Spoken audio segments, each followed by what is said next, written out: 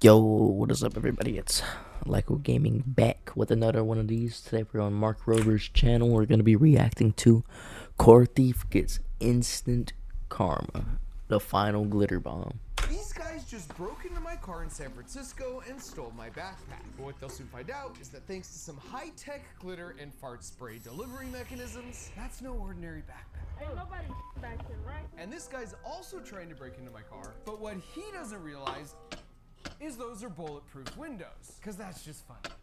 Every year, 20,000 cars are broken into in the city of San Francisco. But who's behind all these break-ins? I'm gonna have Like, to is get it bulletproof organized windows on my crime, whip. gangs, or just random individuals? And then what happens to all the stuff that they steal? Well, just like when we use the power of glitter to infiltrate and shut down those terrible scam call centers in India, I'm happy to report that having teamed up with a veteran investigative reporter and gotten our bait car broken into 25 separate occasions over the past 8 months, we now have a much clearer picture of what's going on and even some thoughts on how to stop it. And as this video is the conclusive finale to the whole Glitter Bomb series, this time for reals, I'm so happy to report that we finally got some really good reactions to that perfectly harmless, yet wretchedly abhorrent fart spray, including one that's not too far off from Macaulay Culkin's here.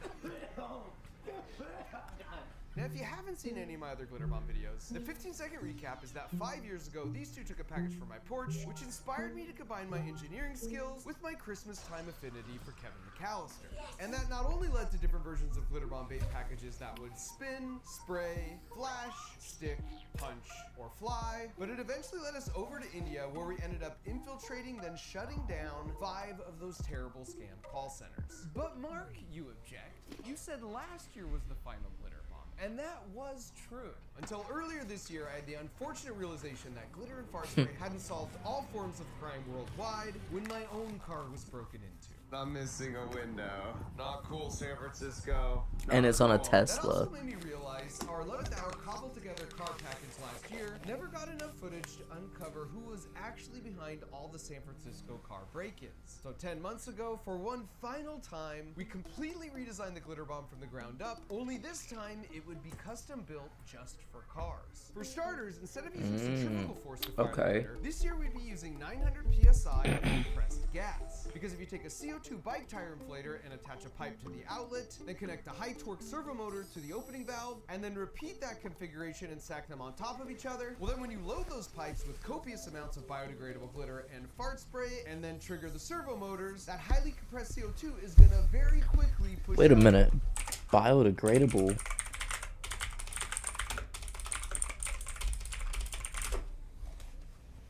What is the difference?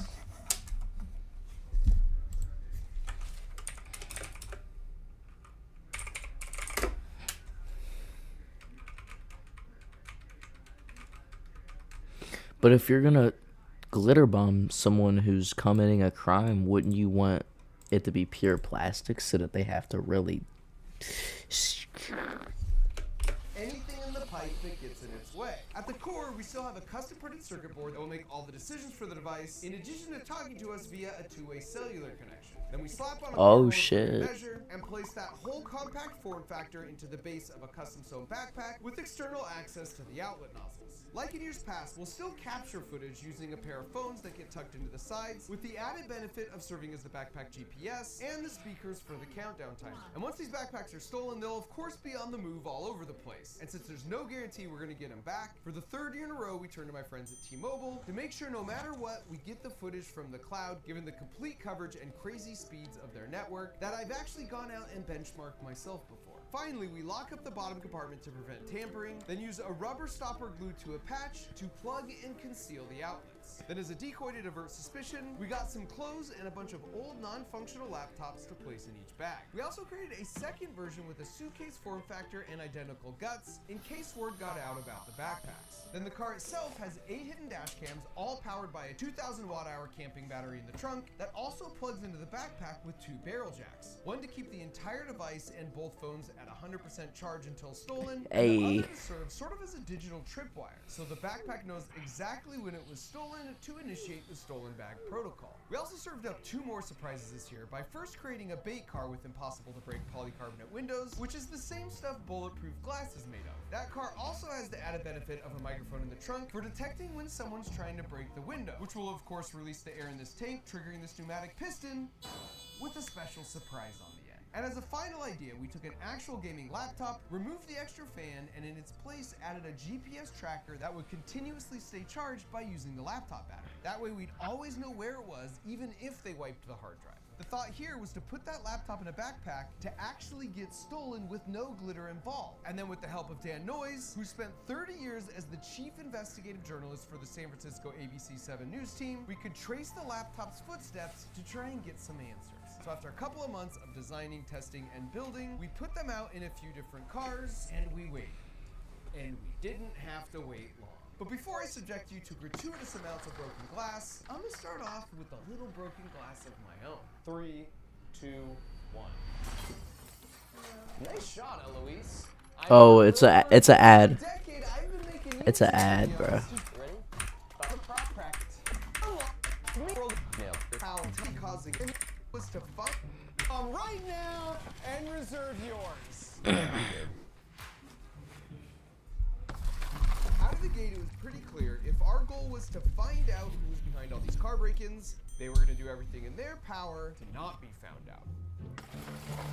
But the advantage of teaming up with an 18-time Emmy Award-winning investigative journalist is that when one of our 8 cameras catches these guys nearly causing an accident, we can play it back so Dan can run their license plate, which must be precisely why they'd removed their license plate. Wow. On our third break-in, our luck improved. And this time, we struck. That's fucked up because the type of car that I'm gonna get, it has cameras all over it. But if someone's driving with a stolen plate or with no plate at all or with a stolen car in general, you're fucked. You're looking for a silhouette and driving an unmarked car. It's like fucked up. Pay dirt. Because once Dan ran the license plate, he made a shocking discovery. Turns out this car belonged to a longtime SF State College professor who also sits on the board of a prestigious Oakland charter school. And so like any good investigative journalist, Dan found his home address and showed up to confront him. Except he turned out to be a really nice guy who informed us that his license plate was stolen from his car a few weeks prior. And what Dan would eventually learn on nearly all the other license plates he would run over the course of our operation is that not only do the thieves commonly drive around with stolen license plates, We got Georgia plates. but they tend to steal from a similar color and model as their own vehicle to avoid an obvious mismatch. So the car thieves showed they could handle our cameras and investigative techniques, but now the question was, how would they handle a little bit of harmless glitter? Spoiler alert, not very well.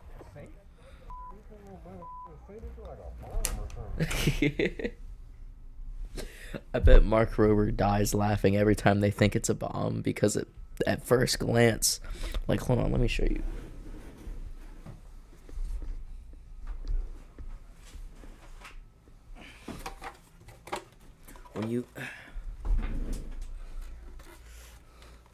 When you look at this at first glance, it just looks like a PC. But if you take all the parts out of it and you take the shell out, it looks like a bomb. Like components with wires and shit sticking out and thermo shit in the back of it.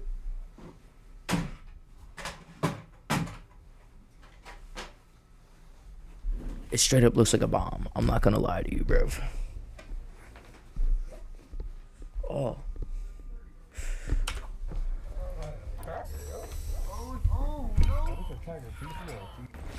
Did someone say, oh no?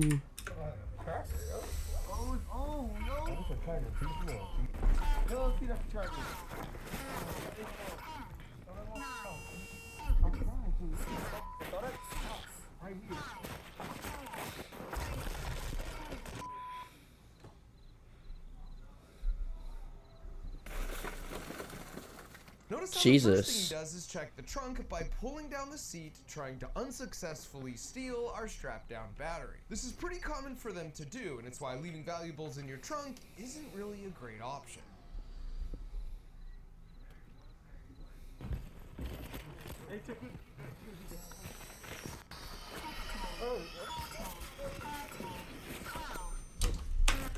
See, it's fucked up though because if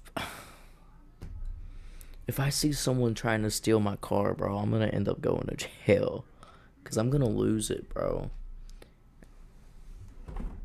Like, because I'm not gonna be one of those silly buffoons that leaves their gun in their glove box. It's gonna be on me. So if I'm walking out of a store and there's some buffoon destroying my car, he ain't gonna be able to live long enough to drive his own car. In the end, he changes his mind not just about our backpack, but our laptop too. He said, fuck that shit. This next one is truly one of my favorite reactions ever, because one of the guys proves there actually is honor among thieves as he takes the full blame for the fart spray stench. And I'm just gonna let the tape roll to give you an exclusive first-person viewpoint of what it's like to ride along with some of these smash and grab thieves. To the next one. Keep going. No, yeah, to the next one. To the parking lot. Fuck that. Money, we got Georgia plates. I got it wrote for us, money. Okay. I got it wrote for us. If you come out the parking lot. Yes. And it's 2 more. That's crazy. They're going by nicknames, which is nuts because if they were going by their real names, they'd been fucked. Yes, and there's 2 more parking lots going down the street that we gotta hit. Unless their government name is Money, in which case they're fucked, bro. Wait, is that a real thing?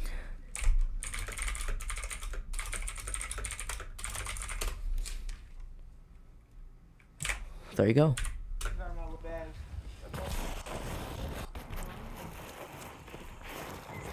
Sorry, baby. Imagine being broke with the name Money.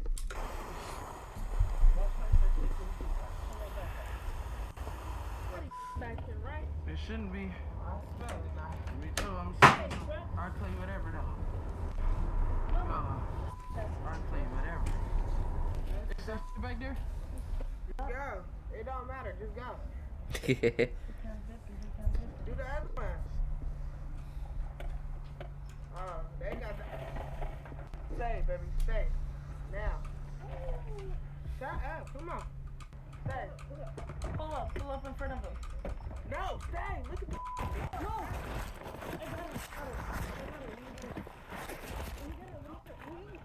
I got it. On the front. No, stay, bro. Get in the car, Money. Get in the front seat. It's okay. Get it. It's okay. Why you get in the back? No, let him get in the front. Let him get in the front so it's quick, bro. Get in the front. Open your door. No, that suitcase not gonna fix it my shit. Let's go.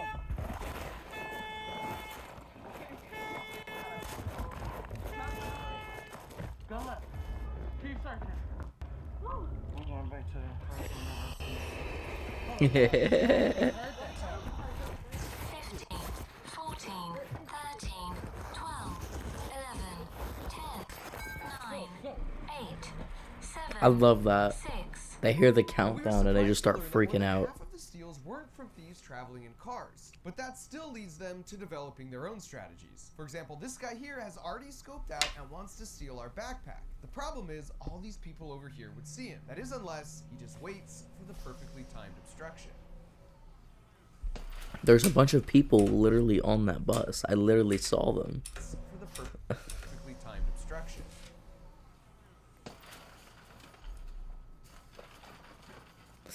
Does that This hurt? guy Look at the way his arm jabs into the window.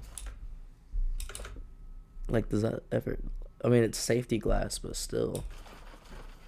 It's made to where it's not jagged, probably has but... an official construction worker type vest on, but his technique is to break in on foot, then walk his newfound treasures back to his car, where he can now discreetly lean in through the window to see what he got, which probably works out really well 99% of the time. But it's hilariously the worst possible strategy in this case. Oh, because he's putting his face directly into it.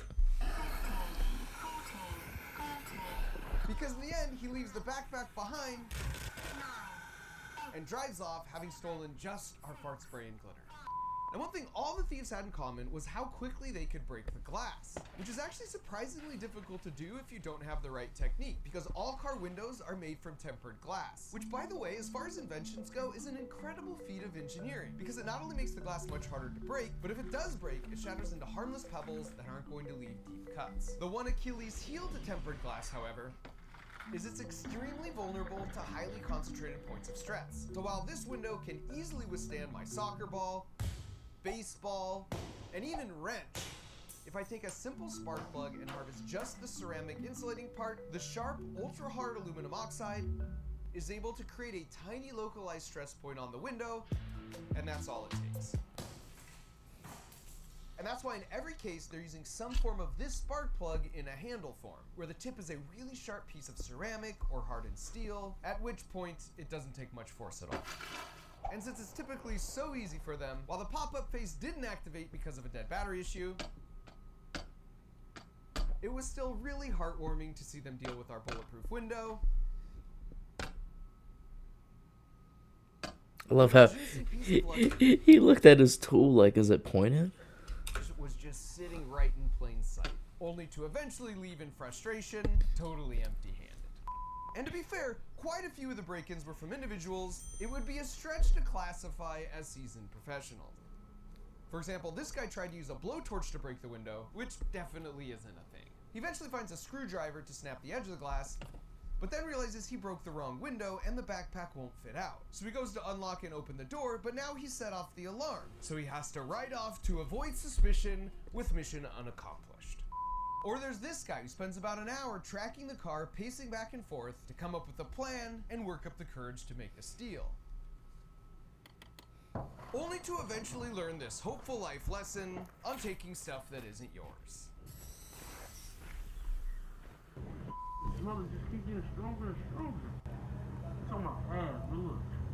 Now before I end this video, and the whole Glitterbomb series for that matter, with hands down the best reaction to the fart spray we've ever got in 6 years, I want to revisit the question Dan and I hope to answer through all these break-ins in the first place, with regards to who's behind these and why.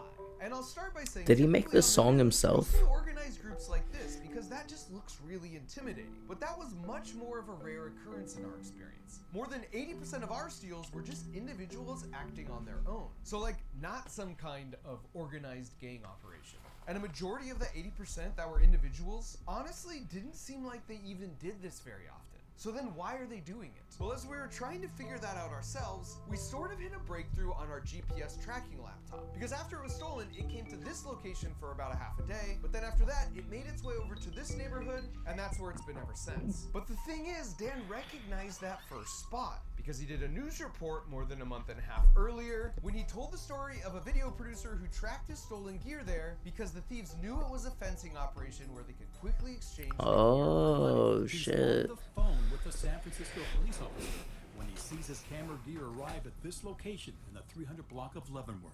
And he goes, oh yeah, that's a known major fencing operation. Everybody in the Bay Area knows that they can bring their stolen goods and offload them there. And look, there's a whole host of things that leads to 20,000 cars per year getting broken into, and people taking stuff that isn't theirs. And some of the core issues down here are super complicated and require nuance and public policy to address. But right below people stealing from cars are these fencing markets. There's a demand for these stolen goods. So it feels like shutting down these markets and not having a place to exchange stolen goods for money so incredibly easily would go a long ways to stopping car break-ins. This is also why you see people stealing things like soap and toiletries from a place like Walgreens. The thief doesn't need that much soap, but when he knows he can easily turn it into real money in less than an hour, you eventually get stores that look like this. Oh, or just permanently man. have to shut down altogether.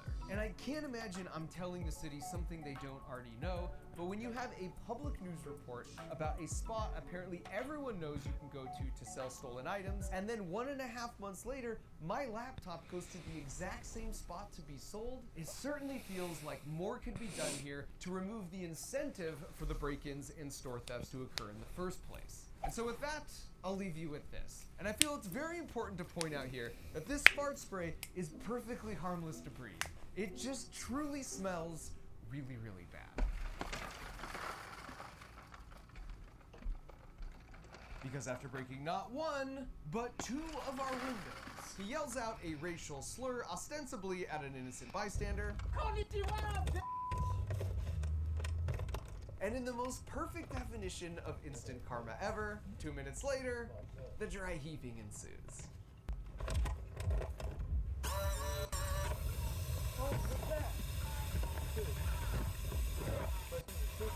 Is this the Macaulay Culkin?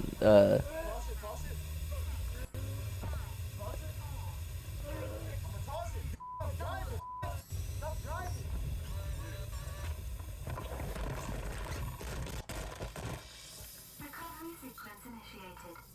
So that's it, my official final wrap on the whole series. And if you've been keeping score at home, we've had 167 porch pirates glitter bomb themselves, as well as 29 car thieves. We've returned $50,000 to elderly scam victims, and had 5 scam call centers shut down, with 53 of those scammers arrested. So thanks for watching and sharing these heartwarming videos over the years. And of course, a final What happened to farewell the these car that was without gonna which scare none of somebody? this would have ever happened.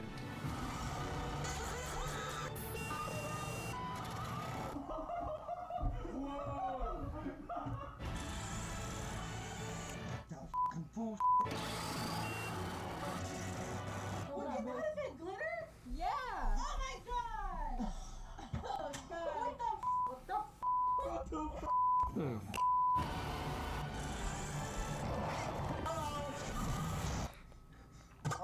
Ew, I smell it.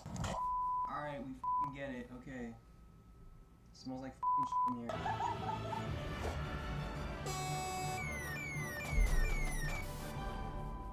They were shooting at it. What the fuck?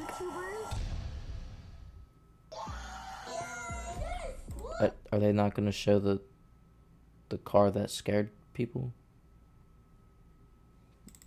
What?